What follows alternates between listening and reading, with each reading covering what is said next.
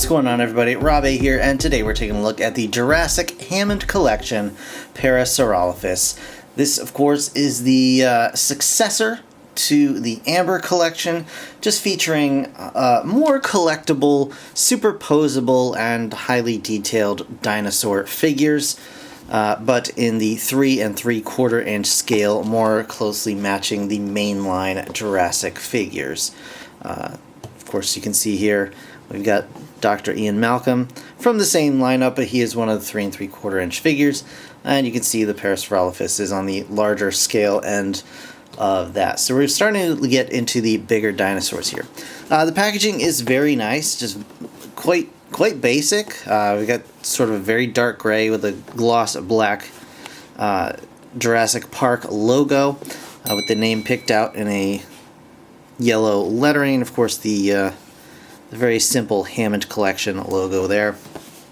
The sides are very simple. You got a little image of the dinosaur here, and on the back just shows off the figure in all of its glory, and of course a little blurb from the film that it's taken from, as well as a little caption about the movie itself. The massive Parasaurolophus is captured by InGen on Isla Sorna, but not without a fight. So, very, very cool. As far as that goes, I feel like if they were trying to match the dinosaur from that specific movie, this actually should be scaled up a little bit more. I think it is a little bit on the small side to scale with those particular, if you're trying to match that, but who cares? It's a it's a cool dinosaur figure, so I'm excited to have it out of the package. And so let's go ahead and do that right now, and I'll see you guys in just a moment. Alright, everybody, so here we have the Hammond collection Parasaurolophus, and it's really, really nice. I mean, I don't know what else to say other than that. I mean, obviously I have a lot more to say because I'm going to show off the articulation and stuff, but just at first glance, it is quite nice. And I don't know what your experience will be, but this will probably be one of the more easy to find figures from the Hammond collection line. I believe it is actually still available on Target.com, and you are able to find these pretty readily available in Target stores as well, although the casemate, the baryonyx, is much harder to come by. Now, just to, as for articulation, well, let's take a look at the paint job first. We're going to take a look a little bit up close and personal here. We have some very nice airbrushing and striping on the legs here. A little bit of speckle on the sides, and then underneath, of course, more of that airbrushed kind of light tan color. Again, on the arms, you have some more striping. Some nice markings along the back that continue onto the tail, but then we lose this sort of red that we have on the back here, which is kind of disappointing, to be honest with you. But it's not the end of the world, I guess, and easy enough to replicate yourself, should you so desire. Again, on the back of the neck and head, we still have that same kind of reddish color. The eyes are picked out in a nice reddish orange, and we even have some little pink inside the mouth there. As you can see, the sculpt is just really well done. You have some very nice skin texture here all along the entire body of the animal.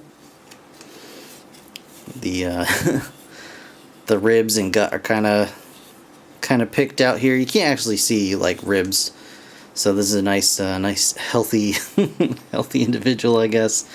The neck does have kind of a weird, well, maybe it doesn't. Maybe it's just the way I have the head. I'm sorry, that's my bad.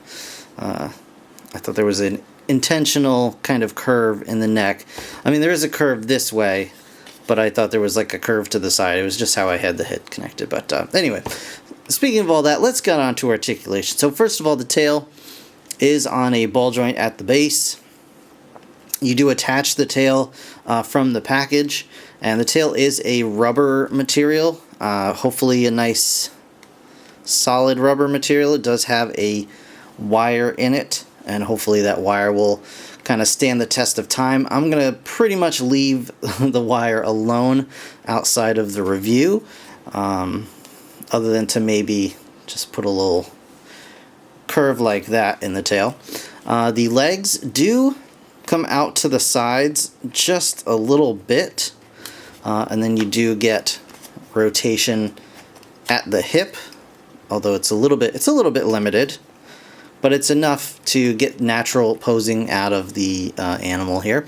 You have close to, I would say that's close to a 90 degree at the knee, as well as a swivel, and then at the ankle, you get another, I would say close to 90 degree at the ankle, and then of course that has a rotation as well.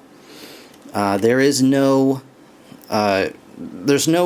joint here at the foot pad or the toes. But it doesn't really seem to have that much interference with posing the figure. Arms are the same deal. You got a nice swivel here and out to the sides on the shoulders. Then the elbow.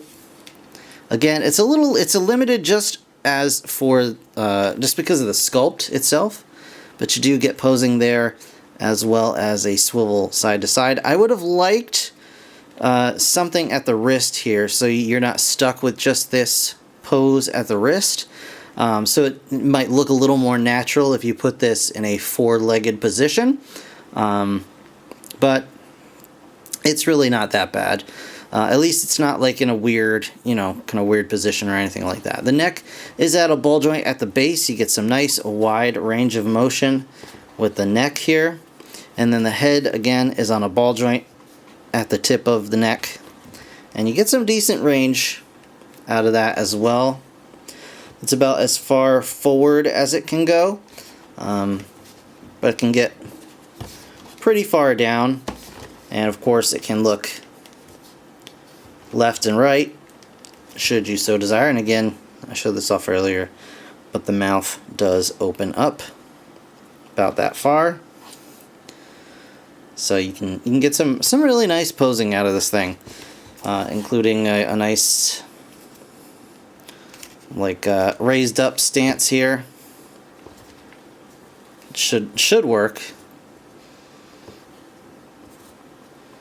and you might actually have to put one leg forward and one leg back to support it a little bit here.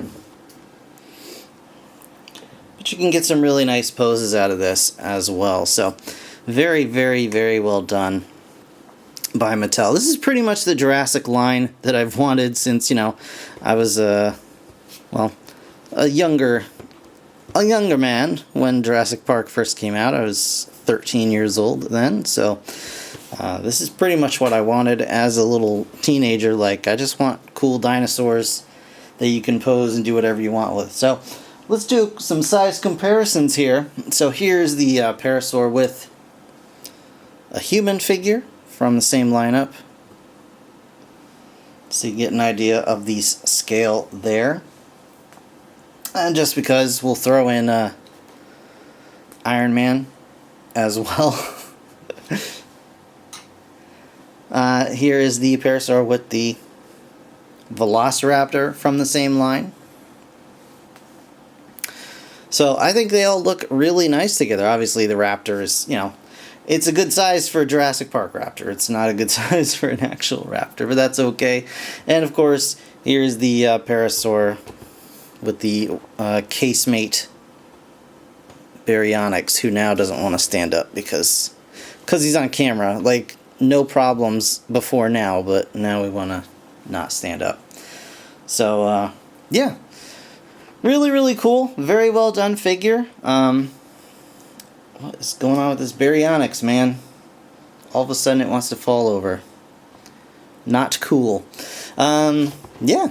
Really, really well done figure. So, $20 is an absolutely great price for this, I believe. You have the, the 6-inch action figures now going for $22 to $25, and yet this figure, which is, I would say, even larger than those on average, is a mere $20, and you get nearly as much articulation nearly as much paintwork, and just a really, really nicely done, nicely sculpted dinosaur figure overall. So that is my review for the Jurassic Park World / Hammond Collection Parasaurolophus. So thank you guys so much for watching. If you enjoyed the video, please hit that like button, and of course subscribe if you want to see more, and I'll be back. Take it easy. Thanks again for watching. See you next time.